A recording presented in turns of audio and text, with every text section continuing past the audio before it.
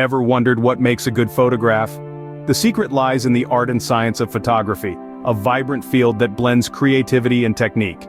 In this journey we'll explore the four main divisions of photography: exposure, composition, lighting, and editing. Each element holds its own magic, transforming an ordinary shot into an extraordinary frame. Understanding and mastering these divisions can open new horizons in your photographic journey. So, buckle up as we dive into the fascinating world of photography. The first key to a great photo is mastering exposure. Let's dive into the fascinating world of exposure in photography. In a nutshell, exposure is the amount of light that reaches your camera sensor. It's a crucial ingredient that determines how bright or dark your photos appear. A properly exposed photo can give clarity to your subject and captivate the viewer's attention. Now, how do we control exposure? The answer lies in understanding the exposure triangle, which comprises three main elements: aperture, shutter speed, and ISO. When we talk about these elements, we're essentially speaking the language of light, and each one contributes to the final exposure of your image.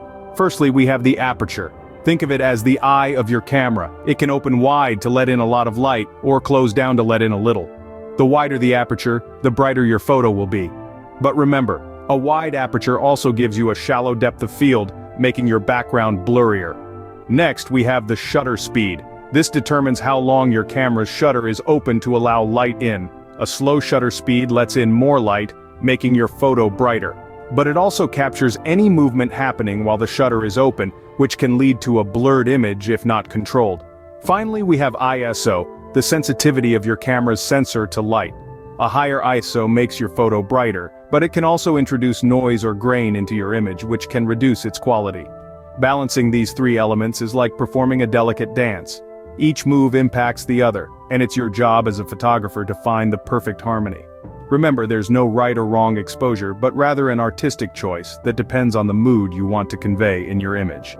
Remember, a well-exposed photo is crucial to captivate the viewer's attention. And with practice and patience, you'll soon master the art of exposure, transforming your photos from good to great. Next up, we have composition, the arrangement of elements in a photo.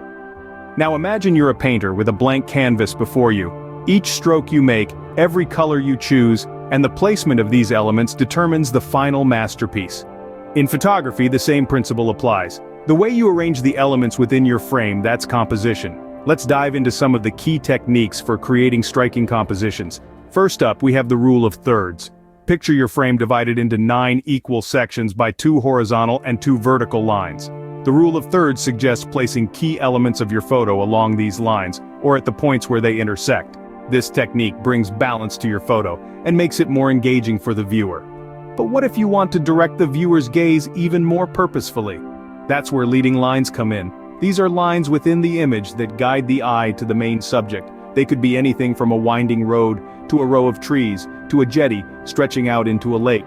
Leading lines draw the viewer into the photo, creating depth and a sense of movement.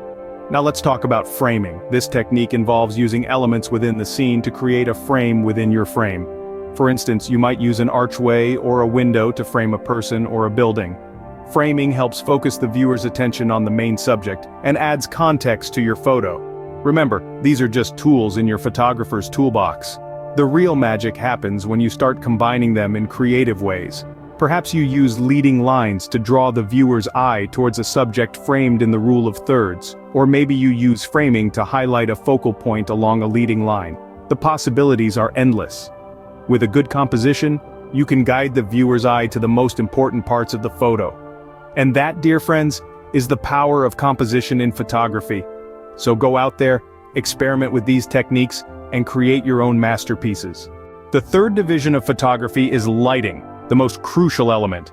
Without light, there simply would be no photography, for it is the very essence of every image we capture. It breathes life into our shots, creating depth, texture, and mood. Understanding light is akin to learning a new language. It's about comprehending how light behaves, how it falls on your subject, how it interacts with colors, and how it can be manipulated to evoke certain emotions. It's about recognizing the difference between hard and soft light, directional and diffused light, and knowing when and how to use each. Natural light is a beautiful gift from Mother Nature herself. It varies throughout the day, offering a spectrum of possibilities.